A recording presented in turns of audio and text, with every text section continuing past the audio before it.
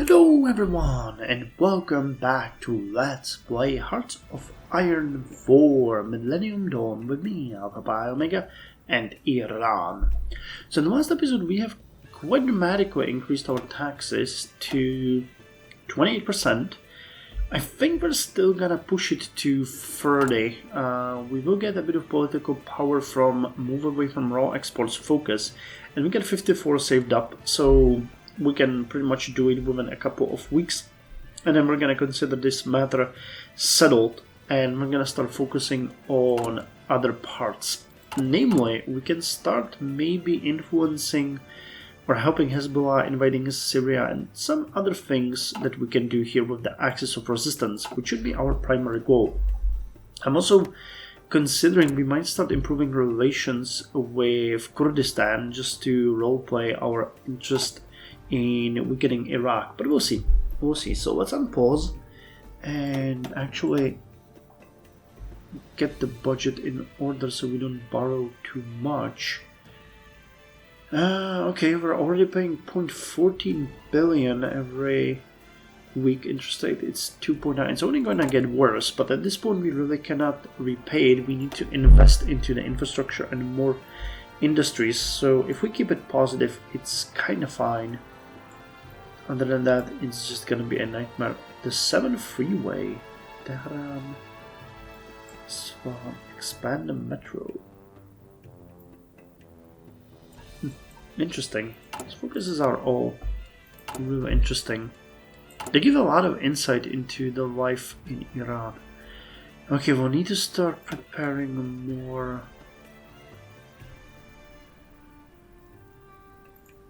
I guess we can actually switch this one to 2 factories at this point, because I'm okay with building another one in Tehran. Infrastructure there is the best that we have at this point, so let's just take advantage of it. Okay, we can increase the tax here to 29, and we are already in positive numbers. And we get an extra factory here that we can use. Let's build an office complex in Tehran. We need to keep increasing. Wait, it cost 40. It cost 48. Thinking we might instead build one over here in Azerbaijan, because it's gonna be a bit better on Tehran, Komarkazi, Greater Khorasan. I don't think those are the best places where we can convert this farm. Nope. Greater Khorasan has 2. Komarkazi also has 2, and Greater Uristan. I don't know which one was the last one. Komarkazi, Greater Khorasan, Tehran. Okay, there's just a free, and Komarkazi gets 2 railways. Actually, I haven't checked the railway network in our country. That might be a good idea, right? So we have just a couple of railroads. I expect all of them being... okay, so there are no levels in here. We just have a railroad and that's that. Gotcha. One is leading to Azerbaijan, one is moving over there, one through Kavir to Hormuzgan, and one is moving up there. Okay. Well, that's reasonable, relatively speaking. Okay, the next tax increase is coming soon. Oh yeah, that 3% tax is gonna remove that factory that we just got. Too bad. Yep, there we go. But I mean, that's one factory. That's not such a big issue. Okay, and now we're back to getting 500 million every week, which is pretty decent. So we can connect the 2 shrines for 10.6 billion. We were gonna get extra free levels of infrastructure, and here we get also free infrastructure and 1 office sector.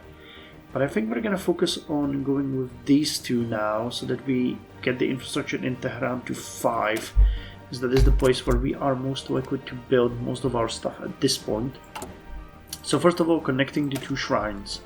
The shrines of Fatima Masume in Qom and the shrine of Imam Reza in Mashhad are some of the holiest cities in Shia Islam and some of the most visited by pilgrims and tourists alike. To ease transport between the 2 shrines would assist pilgrims, generate much needed revenue, and also allow for greater intercity travel via advanced roads and rails. Okay, so this is a purely religious focus that we are just using for our own benefit. Gotcha. Okay, and with this in place, I think we can actually start increasing the stability. There was a way here how we could do that via our president's focus. Yep. We're gonna visit another factory here, but we can actually take the increased government supervision, which is gonna slightly increase police costs, but start improving our stability, and we're gonna get a bit more independence. So we're gonna get rid of the shackles of our friends and enemies alike, because we need independent Iran. I mean, we've never really had a full independent Iran, so that should be our utmost priority. Emerging support. Yeah, I like that. While the new phase is regenerating, I'm gonna start with the increased government supervision. That's gonna increase the stability. I actually saw it increase from 52 to 53, so I think there is a certain push there alone. But let me just check. Oh, we have full command power. Counter-terrorism. I've got Northern Alliance. Tajikistan, sure. And we don't care about Sudan. But Syria we're gonna help as well. That is important. Those countries cannot topple or have any kind of domestic terrorism. We need them to have a better control over their situation. Okay, and I think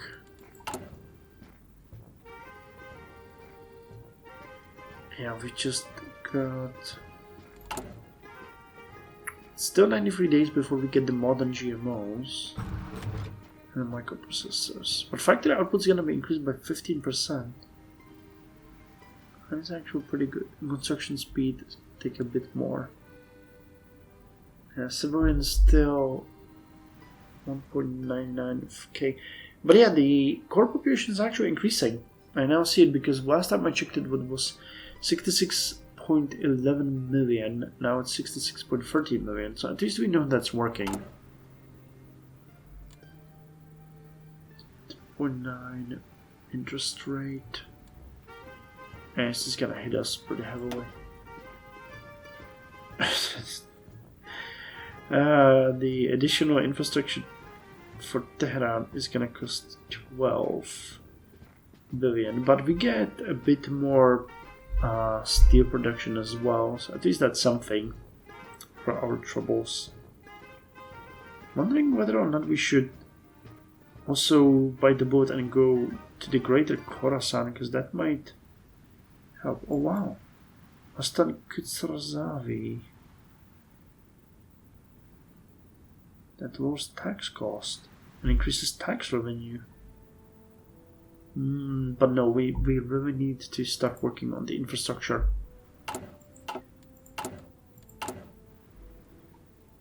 Okay, we're back to 15 factories.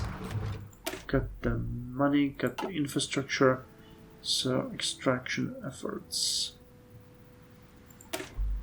The mountains and foothills around Semnan also hold major deposits of minerals used in the production of plaster. Other minerals that are mined around the city consist of gypsum, salts, zeolite, bentonite, and celestine. Those all sound like Minecraft minerals. Increasing the extraction rate of these minerals will be sure to increase the productivity of the various heavy industries within the city, as well as providing extra money for us. Well, if we invest in it first. But yeah, Iran now has 4. And with the additional 1, it's gonna get even better. Yep, state infrastructure is already increasing the speed of construction by 0.6, so that's pretty good. The depth, however, my man, is just sad. Okay, let's repay this because we're in a positive number. Yeah, we were already paying 0.15 billion every week. Every single week.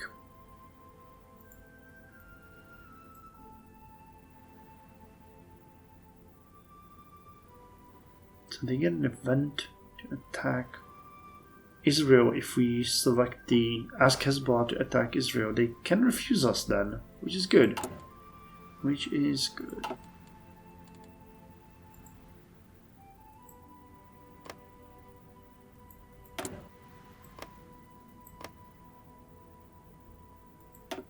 So Kurdistan has 3 civilian factories. There's about 40,000 men, Jesus Christ, in arms. Iraq has a... Am I mistaken?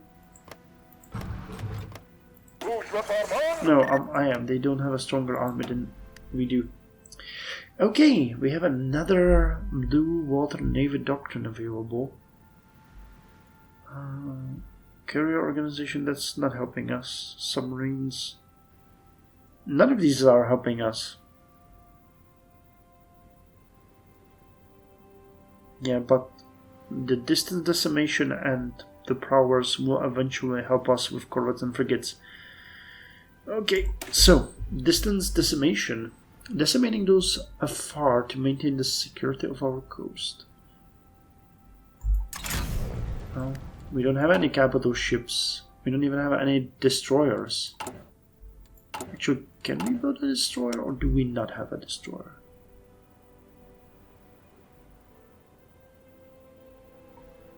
So we have access to the 1965 destroyer, but it's not really going to help.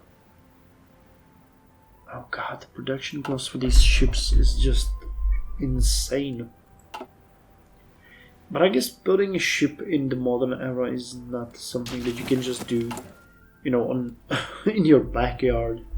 Just carelessly slapping things one to another.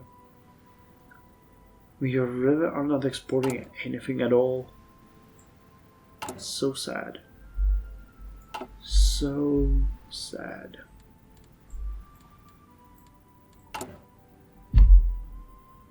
$2 more billion, huh? 3rd of May. Nice.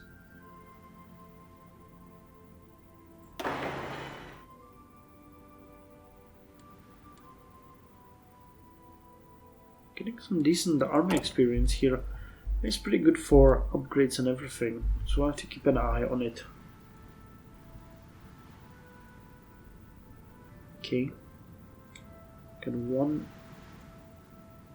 billion here. We need 12. So more depth. More depth.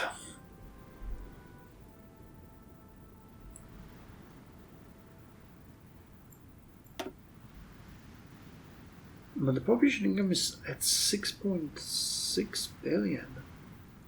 It's actually really nice. I think we start with something like 4.3. So having that and other things happening at this point is pretty good. Okay, so we spent 12 billion over here. And now what? Can get more infrastructure and office sector. And here's one, here's another, and here's another 3 civilian factories. And political power, huh? And treasury, more civilian. So I think what we could do here is actually get these 5 focuses next and then turn our attention to something a bit better. Well, today's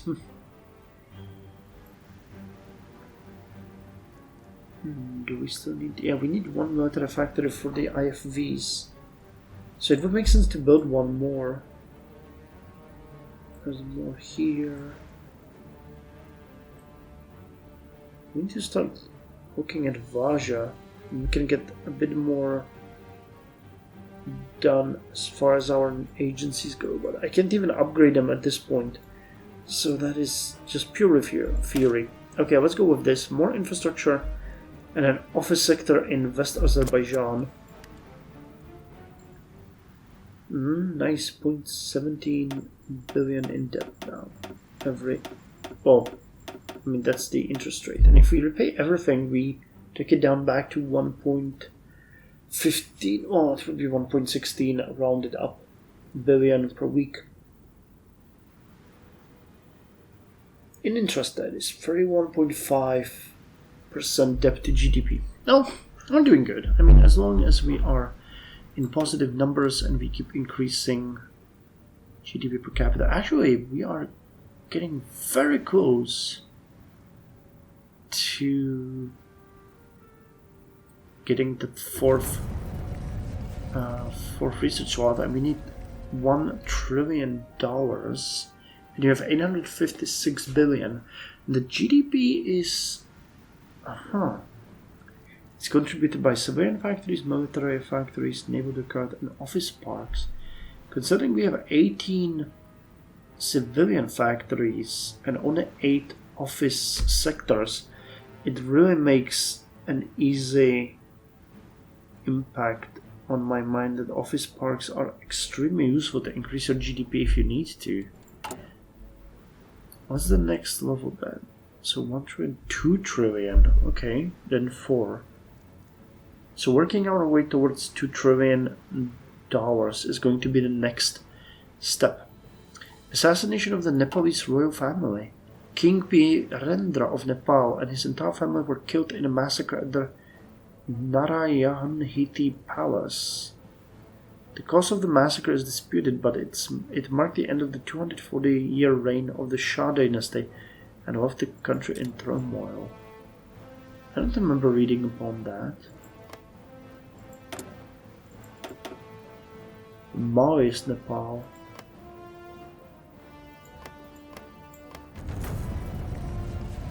Communist Party of Nepal. Labour Party with Western outlook. The unified Marxist-Leninist Communist Party of Nepal and Communist. So you guys fight each other, but you're both communists. So it's pretty much just like whether Marx said that or not. What kind of conflict is that? That's kind of crazy.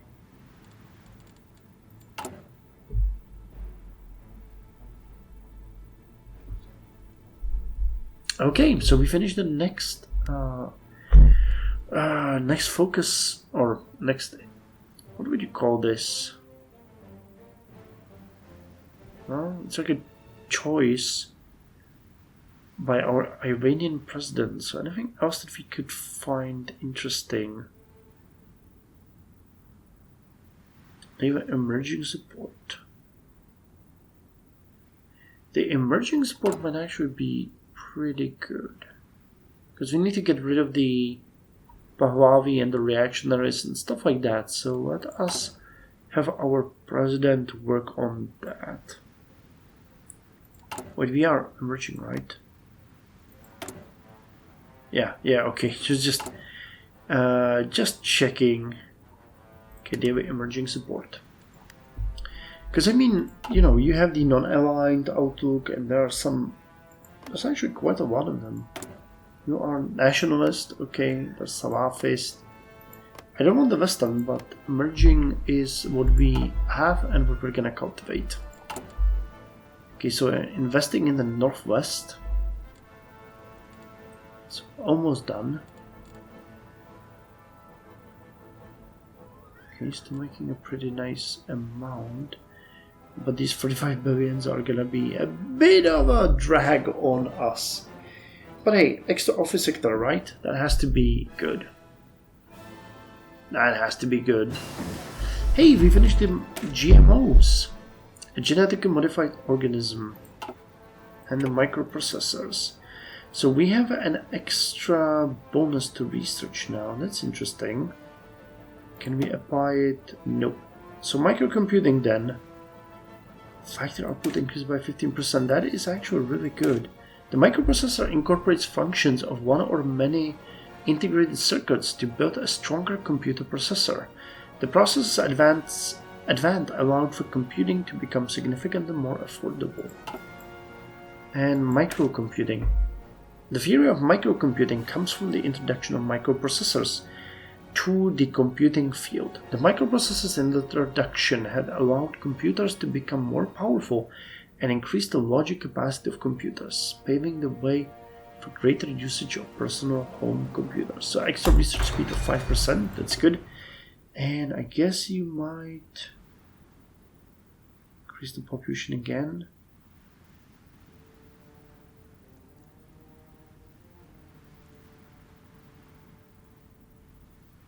No, we really need to start working on the army as well. So modern electrospinning. Modern electrospinning is a fiber production method which uses electric force to draw charged threads of polymer solutions, or polymer melts up to fiber diameters in the order of some 100 nanometers. So production efficiency cap increases by 5% and we get extra 5% factory and dockyard output. Speaking of which, at this point, yep, we're producing 2.5 zoofigars per month. Nice. And the population growth increased to, oh dear God, to nearly 6,000 civilians. Holy hell, that 5% was pretty good. Okay. We need to cultivate that then. Okay, here comes the hit in the hit from the industry into the budget. But now we can start getting the civilian factories. So 1, 2. Tabriz tractor and machinery factories. The city of Tabriz is the largest economic hub and metropolitan area in northwest Iran. It is a major heavy industries hub for automobiles, machine tools, refineries, petrochemicals, textiles, and cement production industries, and is home to the headquarters of the Iran Tractor Manufacturing Company, also known as ITMCO, which exports its products to various European countries. Cool, so let's get that. Let the game also deal with the deficit. I'm gonna repay all of the extra money and check it out. Okay, it's actually not that bad. Interest rate is 3.2%. We pay 0.19 rounded up billion every week on interest. But the income has increased as well, so that's pretty good. And yep, the GDP is now 919 billion, so we just have to continue. Ironically, we keep building factories and get nothing from it. That's fun. That is just great fun for a whole family. And what can we get now? Ask Hezbollah invite Syria. Okay, let's officially invite Syria into the axis of resistance. So let's invite Syria. Syria has joined the axis of resistance. Syria decided to join resistance axis in order to cooperate with other allies to fight against Israel and the West. So there goes our first ally. They get 30 divisions, 90,000 men. They get 2 civilian and 3 military factories. Okay. Good. And what is actually our influence in Syria? 12.57%, okay. Now what do you cost? Daily political power. Okay. And we need 50 to spend on that to start.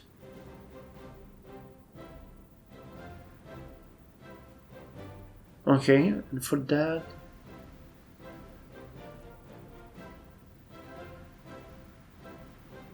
Okay, so if we have ever less political power than 100, it gets cancelled. So... This is not a great thing. How often? Every month?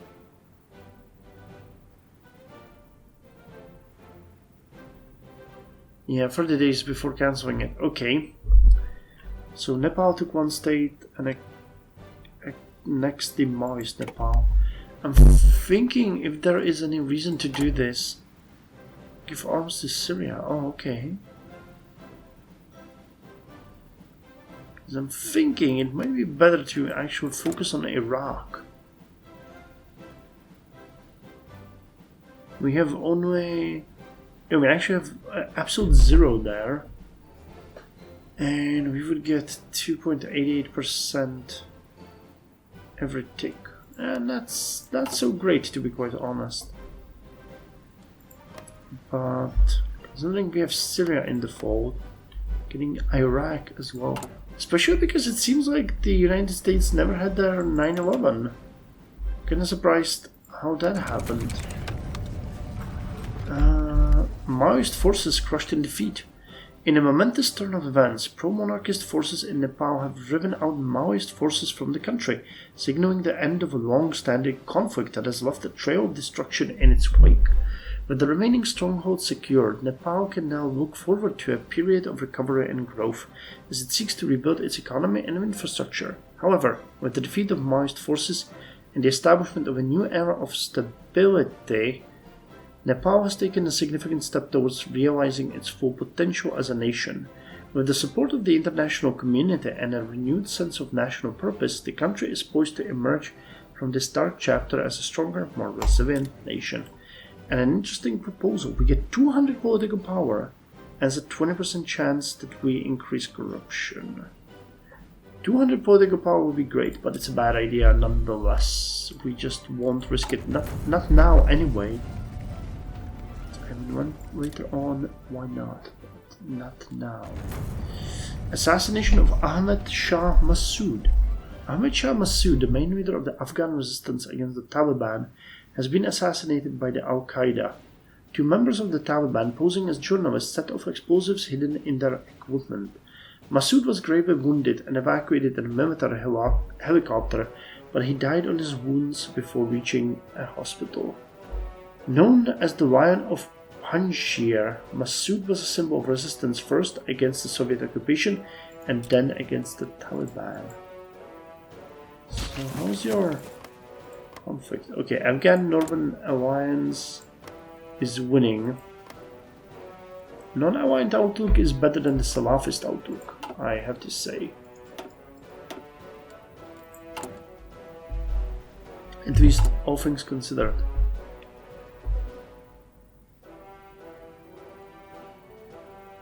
So, the president is still showcasing his effort. Why the hell did our stability drop? Did we do something? I don't remember. Okay, but yep. Tehran now has 5 infrastructure, which is amazing. And we even have one province with 4, and then a couple with 3. So everything that we're gonna build now is going to be built in Tehran. Because that actually makes a whole lot of sense. It's faster than building it anywhere else. It will make us a bit vulnerable to potential bombing and stuff like that, but I don't think that's something that we need to worry about too much now. Okay, and here comes the Tabriz Tractor and Machinery Factory. Okay, so that gives us a civilian factory, and what I'm actually gonna do next might be surprising for some of you, but we're gonna go with a military factory next. Which one is the cheapest one? 40 days, 40 days. 70 days. Okay, so one of these. We're gonna go with Army Ground Force because we need to start working on the IFVs. We get 44 military experience, so once we get this extra military industry, I'm gonna design our first IFV and put it into production. And then basically our army has a way how to replenish all that it needs, and we can only think about improving. So the Islamic Republic of Iran Army Ground Forces, acronymed NESAJA, are the ground forces of the Islamic Republic of Iran Army. So 25 army experience, we get 30 times research, 2 times 30% research bonus on all infantry, and we get a military industry and spend a bit of money. So let me just borrow here. So we are now at 305 billion in debt, which is 32.3%. We're still paying only 0.19 billion every week. That's actually not bad. We're making it happen. 7 military industries, and we finally have yet again an overspill of 1 factory. So we're now working on Tehran 7 civilian factories and Tehran 7 office sector. And let me just end by checking what our current GDP is like. 944 billion. So just a couple of factories, an office sector, and we are done and get our 4th research slot, which is gonna be, just strictly speaking, amazing. And yeah, our eligible core population is increasing now. 66,140,000. Cool. So anyway, thank you very much for joining me, and I'll see you next time. We are moving slowly, but we are moving very methodically, and I think you all can actually see the progress that we're making.